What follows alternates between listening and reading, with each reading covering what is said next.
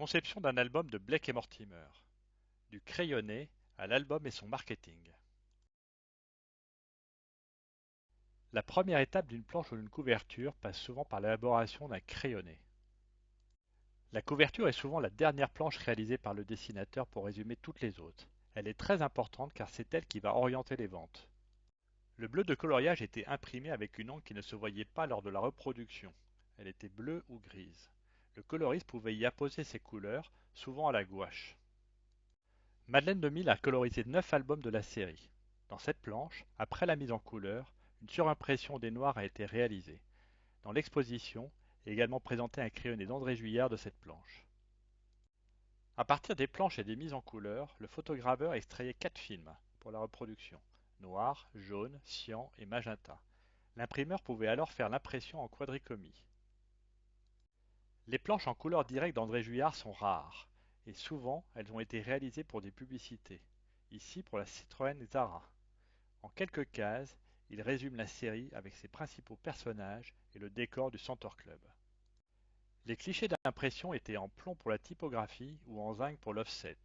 Ils servaient ensuite à l'impression à plat ou en rotative en fonction de leur forme. Pour Blake et Mortimer, quelques plaques de la revue flamande OE subsistent. Avant de produire un album à grande échelle, de nombreuses vérifications étaient faites. Ici, cette maquette a été réalisée à partir d'une impression spéciale des planches. Découpée et scotchée, elle fut ensuite annotée.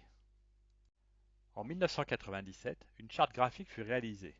Elle décrit les personnages, lieux, véhicules, expressions ou formes des titres. Cette planche non découpée était destinée au portfolio du Secret de l'Espadon de 1986. Elle porte les marques de l'imprimeur ainsi qu'une mire d'alignement de l'impression. Avant le lancement de la production complète, une dernière vérification était faite pour contrôler la qualité d'impression et le réglage des couleurs. Ici avec cet exemplaire sans couverture. Une fois les étapes de validation terminées, de grandes planches par 8 étaient imprimées pour réaliser chaque cahier avant d'être découpées. La planche de titre fait face à la planche 16.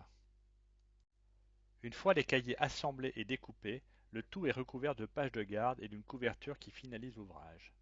Le processus qui va des crayonnés aux planches et aux couvertures de l'album jusqu'à son arrivée entre les mains des lecteurs s'achève. Chaque nouvel album est accompagné d'un dossier de presse contenant les informations sur les auteurs, les principaux personnages et des extraits des planches.